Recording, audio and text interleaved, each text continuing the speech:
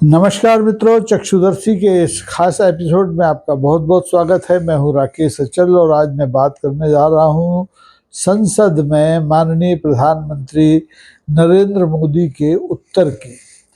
नरेंद्र मोदी को पिछले 12-14 घंटे से 2 दिन से बल्कि आप कहिए लोकसभा और राज्यसभा में ऑपरेशन सिंदूर को लेकर के लगातार घेरा जा रहा था। उन पर आरोपों की भयंकर बौछार की गई थी विपक्ष की ओर से, लेकिन तमाम आरोपों प्रत्यारोपों के बावजूद प्रधानमंत्री मोदी ने आज लोकसभा में इस बहस का लंबा उत्तर देते हुए करीबन पौने 2 घंटे की चर्चा में अमेरिका और चीन के खिलाफ एक शब्द नहीं बोला। उन्होंने अमेरिका के राष्ट्रपति के डोनाल्ड ट्रंप के एक भी आरोप का खंडन नहीं किया। उन्होंने न सीज फायर को लेकर के कुछ कहा कि अमेरिका के दबाव में हुआ कि नहीं हुआ। उन्होंने न युद्ध में हमारे लड़ाकू विमानों के गिरने की बात कही। उन्होंने न पाकिस्तान को चीन के संरक्षण के बारे में कुछ कहा। और वो लगातार अपनी उपलब्धियां गिनाते रहे और कांग्रेस के नेताओं को, पहले प्रधानमंत्री पंडित जवाहरलाल नेहरू को पानी पी पी कर कोसते रहे। उनका ये कहना है कि नेहरू जी की गलतियों की वजह से देश आज बहुत कुछ भुगत रहा है, लेकिन पूरे विपक्ष के सवालों को दरकिनार कर दिया माननीय प्रधानमंत्री मोदी ने। इसके लिए उन्हें बधाई देना चाहिए कि उन्होंने अपने मित्र डोनाल्ड ट्रंप के आरोपों का खंडन नहीं किया। उन्होंने विपक्ष के किसी आरोप का जवाब नहीं दिया, सिवाय अपनी उपलब्धियां गिनाई, और ये उपलब्धि बहुत बड़ी बात होती है।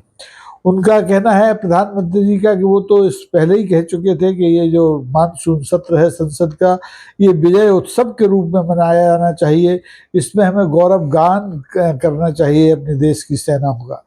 तो निश्चित तौर पर इस मानसून सत्र में विपक्ष के किसी एक नेता ने भारतीय सेना के गौरव पर उंगली नहीं उठाई। सारी उंगलियां माननीय प्रधानमंत्री की ओर उठी, माननीय रक्षा मंत्री की ओर उठी, माननीय गृह मंत्री की ओर उठी, लेकिन प्रधानमंत्री जी ने विपक्ष के एक भी सवाल का उत्तर नहीं दिया। और ये मैं पहले दिन से कह रहा था कि ये चर्चा चाहे 8 घंटे की हो चाहे 18 घंटे की हो, जवाब तो नहीं आएगा, और जवाब नहीं आया। उन्होंने, माननीय प्रधानमंत्री ने भाषण में तरह तरह की बातें बताई, किस तरह से ऑपरेशन सिंदूर हुआ। 22 अप्रैल की पहलगाम की घटना के बाद जो ऑपरेशन सिंदूर हुआ वो 22 मिनट में निपट गया। उसके बाद उन्होंने ये भी स्वीकार कर दिया, विदेश मंत्री के इस बयान को, इस तथ्य को स्वीकार कर दिया कि 9 तारीख को अमेरिका के उपराष्ट्रपति बेंस ने उन्हें फ़ोन किया था, लेकिन उन्होंने फ़ोन उठाया नहीं 3-4 बार। बाद में उन्होंने कॉल बैक करके पूछा क्या बात है भाई, तो उन्होंने कहा कि भाई पाकिस्तान एक बहुत बड़ा हमला भारत के खिलाफ करने वाला है। तो मोदी जी ने, प्रधानमंत्री जी ने हमारे ने कहा कि हम देख लेंगे, जवाब दे देंगे। लेकिन माननीय मोदी जी ने लोकसभा में प्रतिपक्ष के नेता हों या इंडिया गठबंधन के जितने भी सदस्य हैं, उनके इस आरोप के बारे में एक शब्द नहीं कहा कि सीज फायर कराने में अमेरिका की कोई भूमिका थी। अमेरिका के राष्ट्रपति ने कोई उनको व्यापारिक दबाव देकर के उनसे सीज फायर कराया, या इस युद्ध में, इस ऑपरेशन सिंदूर में भारत का कितना नुकसान हुआ या नहीं हुआ, इस बारे में वो बिल्कुल अपना जो मुंह था वो टाइट करके बैठे रहे। और उन्होंने कहा कि भाई देखिए, हमारे साथ तो जनता का आशीर्वाद था, हमारे साथ देश का आशीर्वाद था, इसलिए हम इस अभियान में सफल हुए। उन्होंने विपक्ष द्वारा ऑपरेशन सिंदूर के पहले दिए गए बिना शर्त समर्थन को एक तरह से खारिज कर दिया, और वो पूरी तरह से, उनके पूरे भाषण का जो लंबोलवाब था वो था कांग्रेस को गाली गलौज करना। कांग्रेस के पहले प्रधानमंत्री पंडित जवाहरलाल नेहरू से लेकर के हमारे लोकसभा प्रतिपक्ष के जो नेता हैं इस समय राहुल गांधी, उनकी मां श्रीमती सोनिया गांधी तक को लांछित करने में वो लगातार लगे रहे। और उन्होंने अपनी उपलब्धियां गिनाई कि भाई हम इस सरकार ने 11 साल में सेना को कैसे मजबूत किया, कितना आत्मनिर्भर बनाया, कितना मेक इन इंडिया के तहत प्रोजेक्ट बनाए, और कैसे विदेश नीति जो उनकी, जिसको बार बार कोसा जा रहा था विपक्षी ओर से, उसको कैसे दुनिया के 193 देशों में से 190 देशों ने समर्थन किया।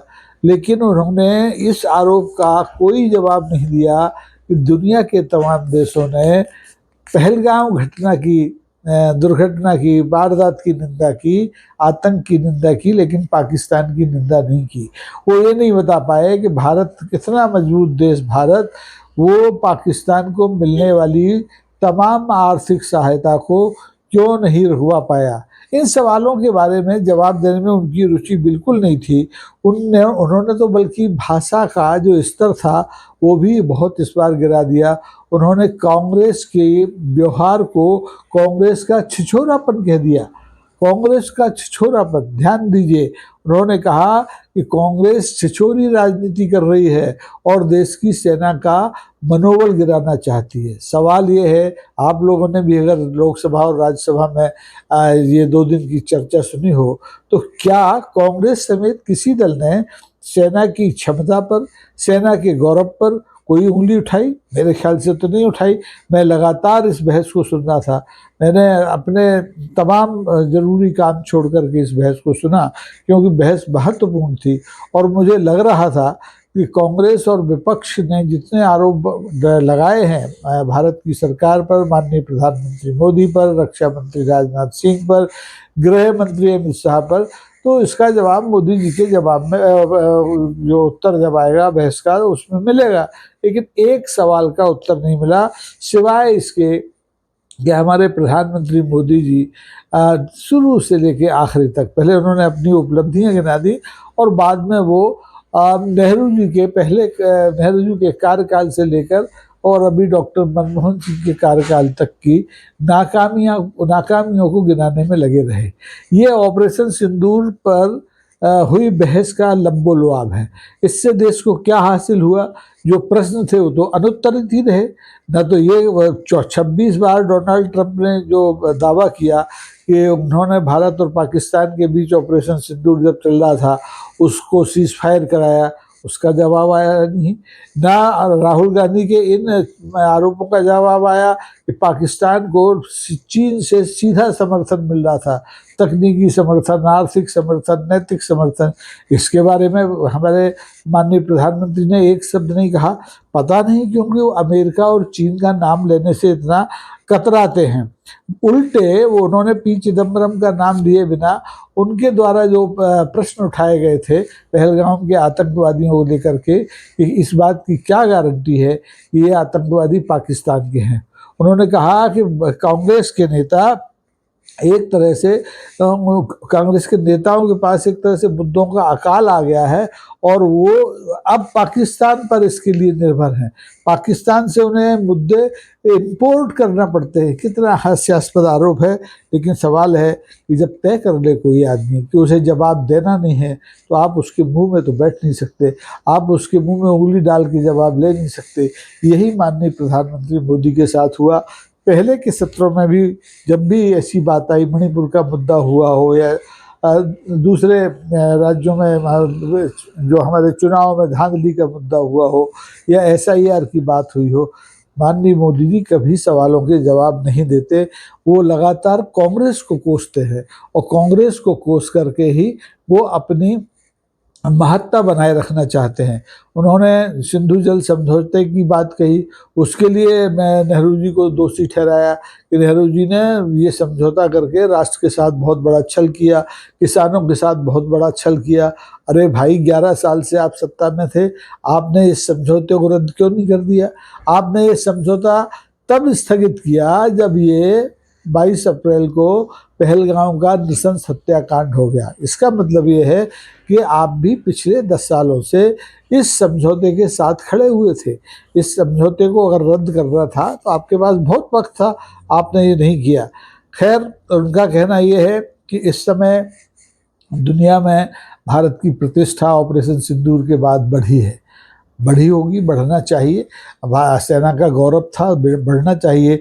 लेकिन जिस ढंग से सीज फायर हुआ, जिस ढंग से सीज फायर का सारा श्रेय अमेरिका के राष्ट्रपति डोनाल्ड ट्रंप ने अपने पाले में डाल दिया, उसको लेकर तो माननीय प्रधानमंत्री ने एक शब्द भी नहीं कहा, चीन के बारे में एक शब्द नहीं कहा, बल्कि वो जो इतिहास है हमारे भारत का आज़ादी के बाद से लेकर के और 2014 तक का, उसके बीच में सरकारों ने जो भी काम किए, जो उन भाजपा की नज़र में जो गलतियां की, उनको मोदी जी हमेशा की तरह गिनाते रहे।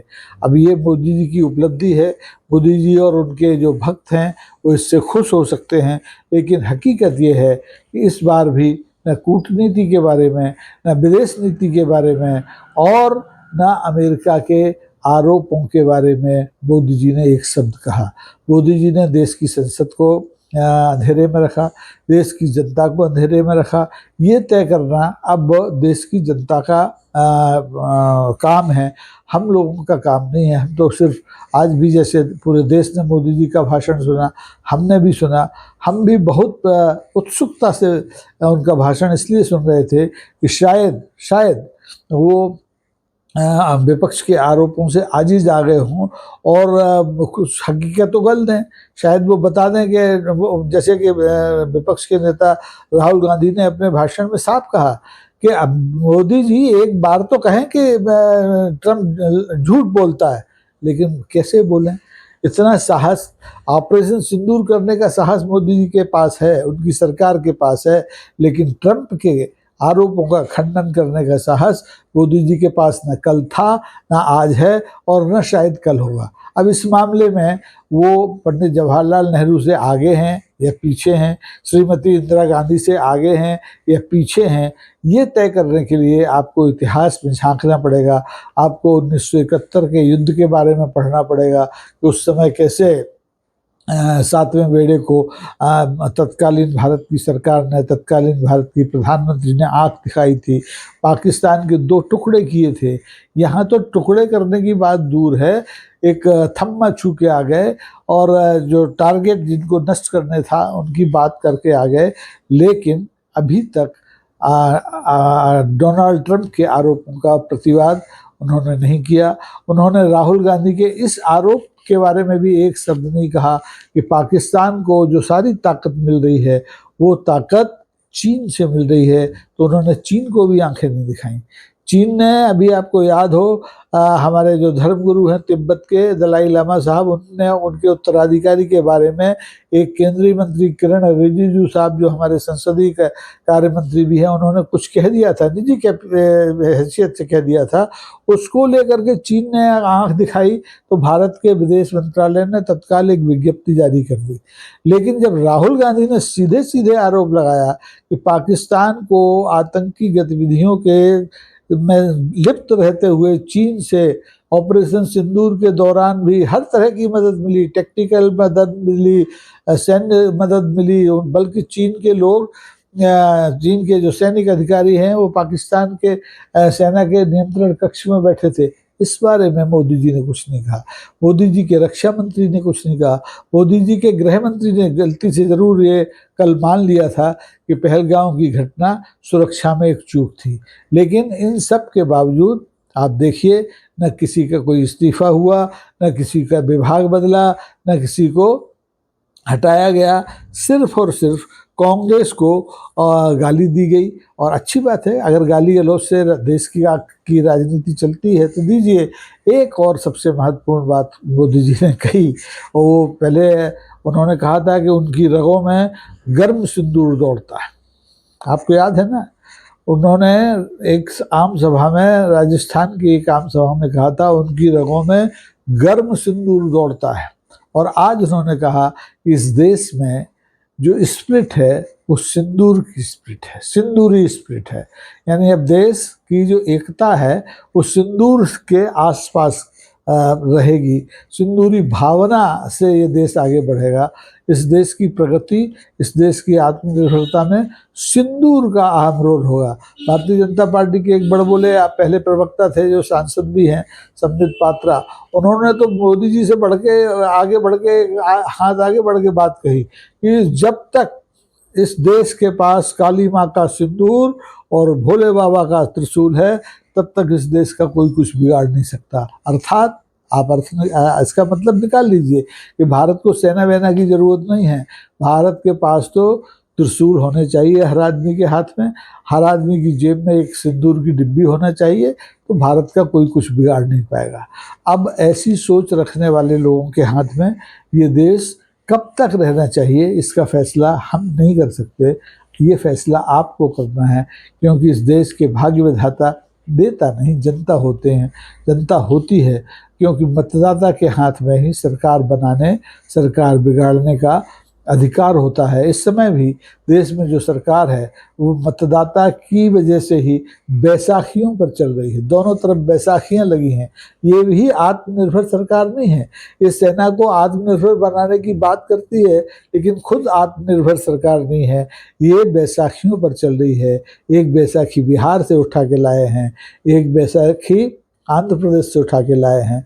अब ये बैसाखियों की सरकार इस देश का कितना भला करेगी, ये संसद में ऑपरेशन सिंदूर पर 2 दिन की चर्चा से और इस चर्चा के बाद देश के प्रधानमंत्री माननीय मोदी जी के बयान से प्रमाणित हो गया है। फैसला आपको करना है और ये फैसला आपको करना ही चाहिए। आज के लिए बस इतना ही।